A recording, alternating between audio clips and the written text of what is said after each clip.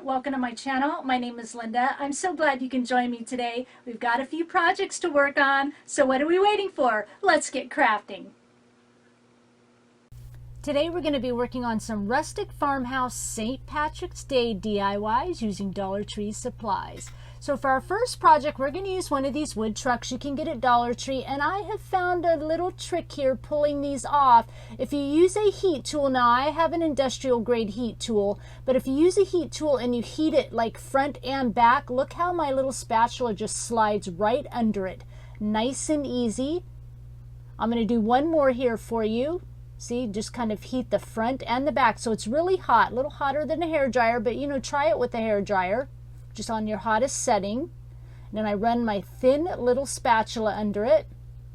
And what I like about it is when you do get this off, and it does take a little bit.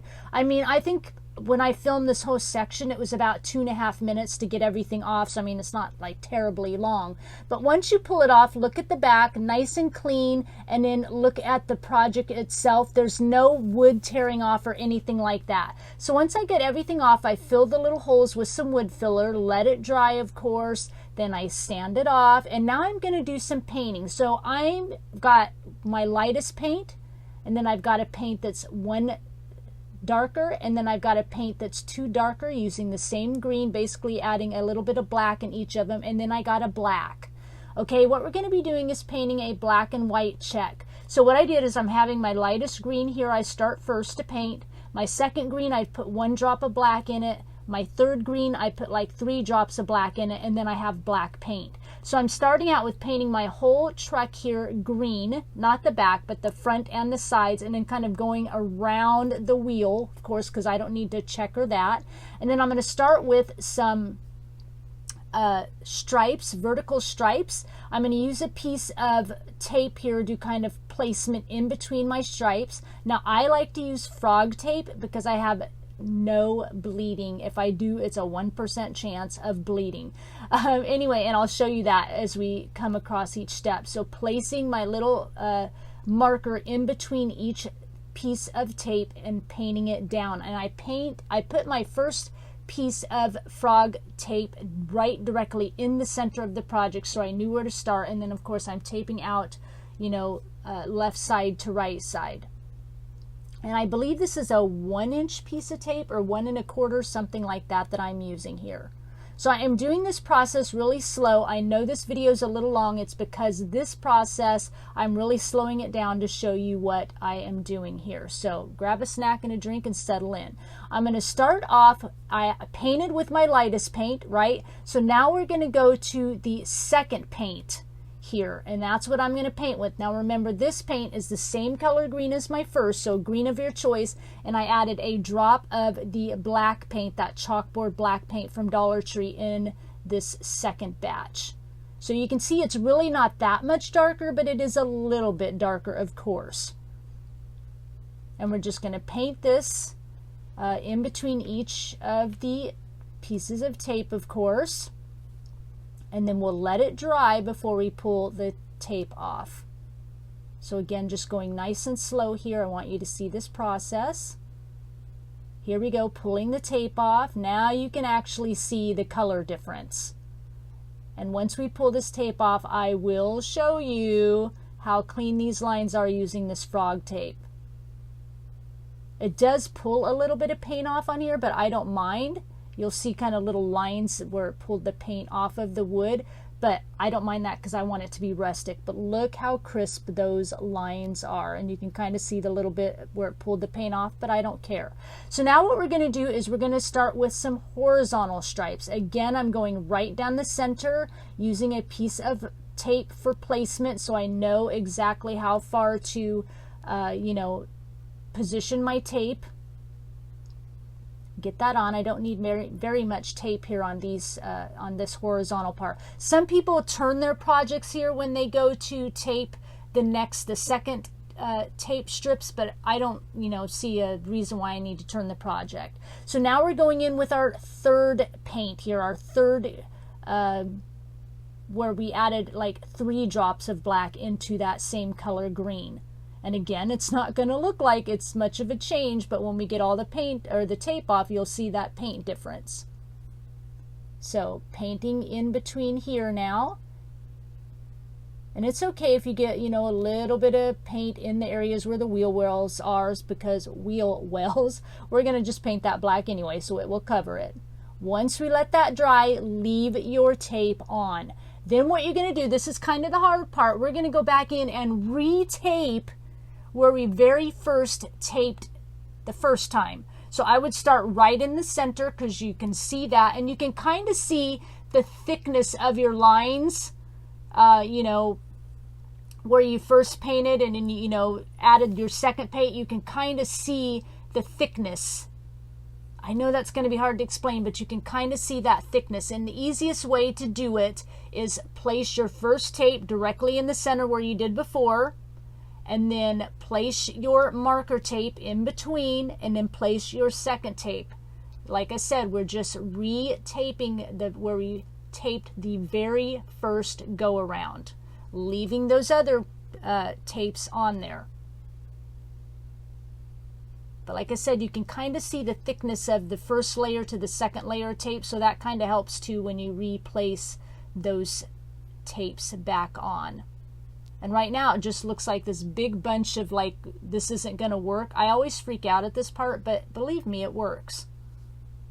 So just retaping those original lines. Have I said that 5 times? Maybe only 3. Let's go for a 4th. Retaping those original lines. Leave everything on. Now we're going to come in with our black. And I just paint everywhere. I paint right over the tape, because it's kind of hard to see where the tape below is and the tape above is and whatever. I just tape over or paint over everything, over the tape, everything. Make sure I got it. That's the easiest way for me to do it, because otherwise, you left that first tape on, those horizontal stripes, and you kind of taped over them, so it's kind of hard to see where the tape is and where the paint is. So I just paint right over everything. And then as you start to pull these off, once it's all dry, right here it doesn't make much of a difference when we pull those vertical pieces off, but when we pull the horizontal off, this is where you did it right, because you start to see that very first layer of light paint. See, now you can start to see it, because that very first layer of paint pops in, and now we know we've done the right job. So now what I'm doing is I'm coming in with those wheel wells I pulled off the first time, and I'm marking where I need to paint black, because I got a little bit of our paint in there, the plaid paint in there as we were painting. So I'm just coming in with that black chalkboard paint. I love this paint from Dollar Tree. It's thick, it's got good coverage. I'm really impressed with it. And I'm just going in and painting those wheels, of course. Just taking my time here. Again, I slowed this all down so you could see the process. Want it nice and neat, and I believe I do 2 coats. And then I'm also going to paint this part of the truck bed. Now we're going to paint the wheel wells. I'm going to come in with that very first light green that we painted originally over the whole truck. And I'm only painting the front and the sides. Don't need to paint the back. We're going to glue that back on.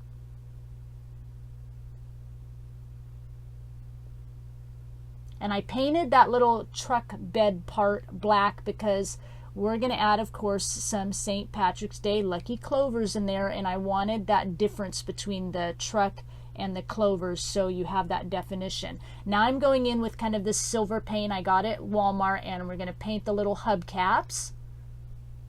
I just do a couple of quick coats here. These are the wood clovers I use. I got them at Hobby Lobby, $4.99 a package on sale, plus these clovers that came off this pitberry strand, also from Hobby Lobby. So I sanded my wheel wells here, my little hubcaps, my little bed part, and the clovers, and I painted those clovers in the same green, that first light green paint. Now I'm going to come in and sand the truck. I want it to look all distressed. You could totally skip this part if you like the really clean, crisp lines, but I want to make this a little bit more rustic, that little bit more farmhouse. So I'm coming in, like I said, sanded all those pieces, sanded all the clovers after I painted them green, and now sanding the truck part. Now we're going to go ahead and glue our little wheel wells on. front and back, of course. And I didn't do a lot of sanding, just a little bit, really lightly. Gonna glue on our little hubcaps here. And then glue on our little truck bed part, so to speak. And this is why I did it black, so like I said earlier, when the green clovers come out, it really makes that definition. Here's what it looks like all glued together, nice and rustic, love it. Here's the sign I use. It's an old sign, Halloween sign from Dollar Tree. I filled in the spots with the wood filler, and then I went ahead off camera and painted it using Dixie Belle chalk paint in drop cloth and sanded it. I will, in a minute when we're all done, I cut some cardstock to cover the back with. So what we're going to do, since we've been painting and stuff already, I didn't feel the need I need to show you I painted and sanded it. Did that off camera for you. So what we're going to do is kind of assemble it. I'm laying my truck here to see where I want it to go. I've got a quote here from my Cricut design space, and I use the fonts Corona and Crash Mounty, and a cute little arrow I downloaded, some clip art arrow I downloaded off of the internet. Just seeing the placement here where I want this. I'll list those in the description box for you, and the link to that Corona font, because it is a derivative from DaFont. All my fonts come from DaFont.com. It's a derivative from DaFont, but not DaFont itself. Trust me, the link will be there. So getting this little quote on here with the cute little arrow. This is Lucky Meadow Farm. I thought that turned out cute. Now, the way I'm going to layer the clovers coming out of the truck bed, my truck's not going to sit right. I need to create some space between my truck and the sign. So I'm just gluing some cardboard here. I actually glue 4 pieces of cardboard each, 4 layers of cardboard. I show only gluing 2 here. It wasn't enough, so off camera I went and added 2 more layers to each section of cardboard here.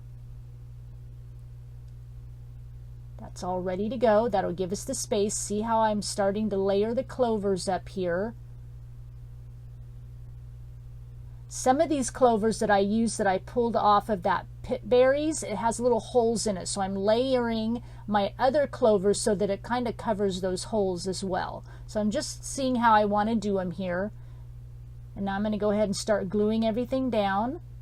But I wanted to use those clovers that came off that pitberry strand because they were kind of a little bit darker green, and so that way it gives us a little bit of that different color texture in between the green colors to kind of allow it to layer better. I added to add a little cardboard even here on some of the clovers, the way they laid on top of the other clovers, as you can see here. That last clover down, again layering it to cover those holes because I didn't want to do wood filler. And then going ahead now, we're going to glue our truck on. I think this turned out so cute. Love it. And then we're going to cover the back, and once the back is covered, this project is complete.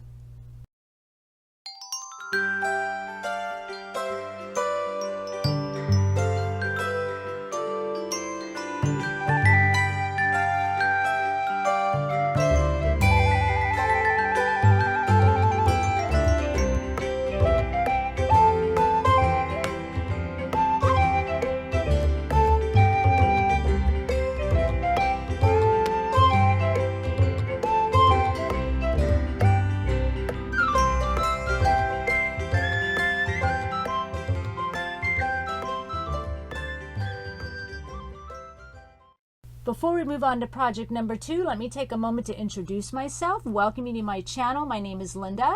I love to do all sorts of DIY home decor crafts, from farmhouse to rustic to primitive, even paper crafting, and a little bit of everything in between. I like to post videos once a week, so go ahead and hit that red subscribe button and notification bell so you don't miss out on a single video from me.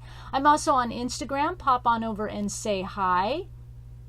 And if you're looking for a little bit more inspiration, I do have a Facebook group. I will have the links to both Instagram and my Facebook group in the description box. I'd love to see you at both places. But for now, let's move on to project number 2. For this project, we have a fur baby visiting on the right, and I'm using this frame from Dollar Tree. I'm popping out the insert. And then I'm going to very carefully take off the wood word because I can use that for a future project, of course. And then I'm cutting a piece of paper to fit that insert. I end up actually changing the design paper. You'll see which one I end up with later, but you know, basically cut a piece of paper to fit the insert. And then I'm going to go ahead and paint this with Dixie Belle chalk paint in the color drop cloth, remembering to, of course, take the little hanger off the back first. We can put that in again later. Just some pliers to pop it off. Now, as I'm painting this, I realize that the paint is not sticking to this very well. It looks like it's wood, but it's not. It's kind of a papery, shiny veneer. So it would be better. I had to go back and remove the paint, and then, because it wipes right off, and then sand it and then paint again, and it worked better. I do a couple of coats, heat setting in between, and then I distressed it with some sandpaper. So of course you can see how that comes off easily. And then I did go ahead in with a matte sealer so that it doesn't peel off anymore. Even though we sanded a little bit, it still likes to peel a little bit. But by sealing it, that stopped all of that. Again, using these clovers like we used on the first one. So painting some clovers. I started with one large and two small, but later the large is too big. So 3 small size clovers. And of course, you could use like those foam clovers that you can get, those foam clover shapes at Dollar Tree that you can get, would work great here. But I just love to use wood products. I like the stability of them better. So painted them with that light green, or that green paint here. It's a marsh green paint. Did I show that? It's apple barrel marsh green, sanding around the edges. And now I'm going ahead. Here's my new paper I switched to, gluing that onto that insert. And then printed this, of course, from Cricut Design Space again, using Crash Mounty, and I think that is Kefa for the word in. I will list it down below. Get that on here, and just lucky in love. Nice and easy. This is a nice, easy project. And you could, of course, use rub-ons or letter stickers or stencils, anything like that. Nice and easy. We're going to put our little hanger back on. We're going to get our insert back into the frame. Of course, put our little holders down. And then I'm going to glue on the cute little rustic sanded clovers. I did do them front and back, painted and sanded front and back because they'll be seen from the back side. And then once these are on, that makes this project complete. I love how rustic and farmhouse it came out, but very simple to do.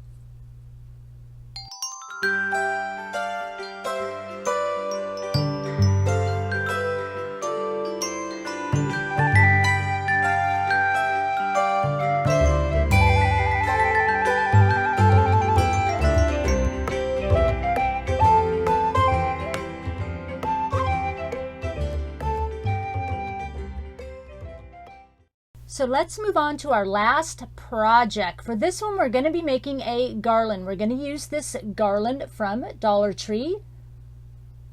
Kind of ready to go for us.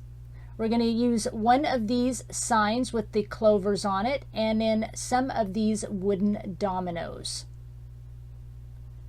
And some fabric, or you can use paper if you want. And then I've got this green marsh paint and this Dixie Belle chalk paint in drop cloth. So I'm removing the little banner from this. I'm not being really careful with it. Don't really care if I save it or not. What we're going to do is use the clovers off of this. So what I'm doing is I'm kind of marking the design of the clover. And I've already got a couple cut. You can see in the upper right corner. Just like that, and then I'm using some good scissors and I'm cutting that design out. Nice and easy. There we go. Taking a little sanding block. I've got 80 grit sandpaper in it, and I'm just sanding those edges I just cut. If you use some nice sturdy scissors, look, they turn out beautiful. Now, if you didn't want to use those, you could totally use the felt clovers that come on this. I would just use maybe a lighter color fabric underneath. They do have this fabric at Dollar Tree. It's a cute green plaid, but I wanted something a little bit more kind of farmhouse, darker tone of green for this. And so I'm just using one of the banner pieces, and I'm going to cut out 5 pieces of fabric for this, of course, because there's 5 of these banners that come on this Dollar Tree banner. So I pinned it on and I'm just cutting it out. Again, if you want to use just scrapbook paper, that's fine too. I would use a lighter color like I mentioned. If you want to go ahead and use the felt clovers that are already on it, if you use the wood clovers, then you can use a darker color green, of course. Got 5 cut here. Now you can hot glue this onto the banner if you want. I'm going to take it to my sewing machine. I'm going to get it lined up here, pin it on. This is what it'll look like when you add the clover, and I'm sewing my piece directly onto that banner. I'm just kind of covering up what's already there. We're using what we've got here with the banner, but we're just making it a little less cartoony, so to speak. And I wanted to show you this process of sewing it, nice and easy. Again, you can hot glue it, use Beacon Fabri-Tac glue, which is what we're using today. Did I not mention that? I always mention that. Can't believe I forgot. Beacon Fabri-Tac glue. Once we're done, flip it over and go ahead and re-punch your holes. I'm using my crocodile tool here. Again, here's the marsh green paint. Apple barrel, we're going to paint 4 of the little domino pieces. We're going to use these like little signs, front and back. Wood beads here I get from Walmart, and I will need 5 or 10 of the natural color here that we're painting in that same green, and then 10 of the black. So for the clovers, I'm going to paint it. I know they're not green. I'm going to paint it with the drop cloth because I am using a darker green underneath. I want the clovers to stand out. If you use a lighter fabric or lighter paper underneath, then you can paint your wooden clovers a green color, and then of course any green you want. Now I didn't sand the clovers, but I am sanding the domino pieces, and I'm punching a couple of holes in one end so that we can thread it back on to the twine of the banner. We're just using the same twine in the banner. So I've printed out some quotes here with my Cricut Design Space again. For this one I used the font Smackover, and I'm just adding a word to each of my wood pieces here. Irish, wishes, luck, and kisses. So everything kind of goes with the word Irish. So Irish wishes, Irish kisses, Irish luck. So super cute. Again, you can use rub-on words or stickers or stencils, anything like that from Dollar Tree. Once those are all done, looking super cute, we're going to go ahead and glue our clovers to the front. I'm using Dollar Tree twine, and I made some really large bows. So glue our clover to the front of the banner, and then glue the twine bow in the center of the clover. We're going to do this for all 5 of our main banner pieces here. Nice and easy. I think this is a pretty simple banner. I didn't really go all out as I have done in the past. I just wanted to keep these projects simple, just so that it doesn't take much time to do. This is ribbon I got from Hobby Lobby. So cute. $1.99, but I got it on sale for $1, half off. So, totally the price of something at Dollar Tree. Any ribbon you want, you could use, of course, from Dollar Tree, and I made little bows to add to the top of our tags. So we're going to use the original twine that came with the garland. I have just marked the center with another piece of twine, and we're going to start adding our elements on. I start with a big banner piece and then a black and green bead. I also marked my twine. You can see they're like a dot. It's a black Sharpie marker.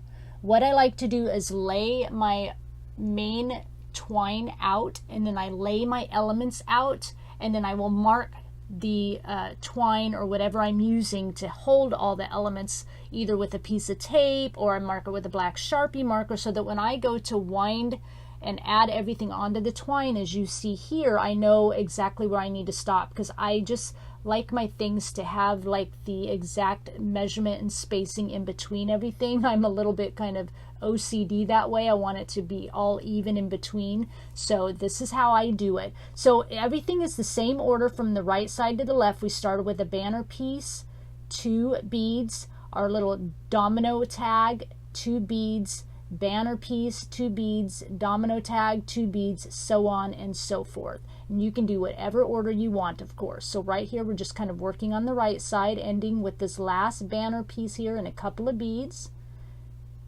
And then we'll kind of go on over to the left side. And we're going to do the exact same thing. We've got our center with the banner piece already done, of course. 2 beads. And you can use more beads if you want. If you want to fill more beads, that's perfectly wonderful too. Adding our little wood domino tag here.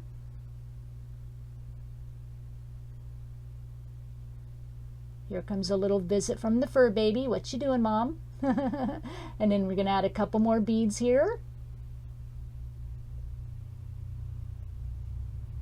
Again, coming up in with another banner piece. So I made it nice and simple. I normally add a lot more, you know, ribbons and things like that on here, but I just wanted this to just kind of be what it is. Just a cute, you know, St. Patrick's Day garland. Adding on our last little tag here, domino tag. Couple more beads. And then our last little banner piece here. Couple more beads. Now as we get to the end, I've got a piece of twine left here. What I'm doing, I'm cutting off little excess. I'm going to double it on itself and then make a knot and pull it through so I have a loop, just like this. I'm going to do that on both sides.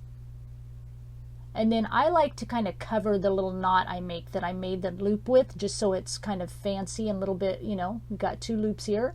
I've got this white and brown twine I got from Hobby Lobby, half off, couple dollars, and I chose to use it so it would kind of bring about the white from the, or the off-white from the clovers.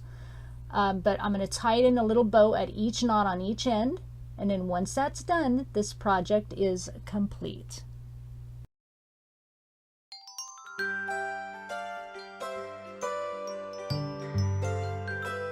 So I really hope you enjoyed all the projects today. I think this banner turned out super cute for the less intricate design.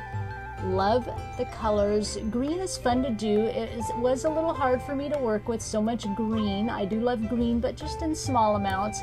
But you know, I think everything turned out super fun and super cute.